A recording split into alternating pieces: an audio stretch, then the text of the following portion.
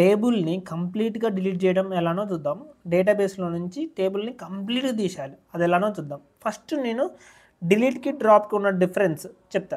Delete clause కను drop క్లాజ్కి ఉన్న difference చెప్తా. డిలీట్ అంటేనేమో స్పెసిఫిక్ రోస్ని డిలీట్ చేస్తుంది, లేదా డేటాని డిలీట్ చేస్తుంది, టోటల్ డేటాని.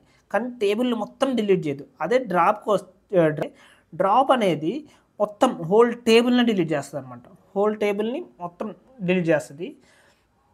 అది డిలీట్కి డ్రాప్కి ఉన్న తేడా. ఇప్పుడు మనం టోటల్ టేబుల్ని ఎలా డిలీట్ చేయాలో చూద్దాం. అంటే ఆ టేబుల్ అసలు ఎలా మొత్తం ఎలా డిలీట్ చేయాలో చూద్దాం. ఫస్ట్ సింటాక్స్ చూద్దాం. డ్రాప్ టేబుల్ నేమ్ కూడా మనకి ఏ టేబుల్ అయితే డిలీట్ చేయాలనుకుంటున్నాం, మనకి ఈ టేబుల్ వద్దు నాకు డేటాబేస్లో అనుకుంటున్నాం, అక్కడ టేబుల్ నేమ్ ఇచ్చేయాలి. ఇప్పుడు కోడ్ చూద్దాం. ఎగ్జాంపుల్గా ప్లేయర్ టేబుల్ తీసుకుంటున్నాం. Drop table player. మనకు టేబుల్ నేమ్ వచ్చేసి ఏంటిది, ప్లేయర్ అనే టేబుల్ నాకు డేటాబేస్లో వద్దు. సో డ్రాప్ టేబుల్ ప్లేయర్ అని ఇచ్చేసాం. సో ఆ టేబుల్ అనేది పర్మనెంట్గా డిలీట్ అయిపోద్ది. అసలు ఆ డేటాబేస్లో టేబులే ఉండదు.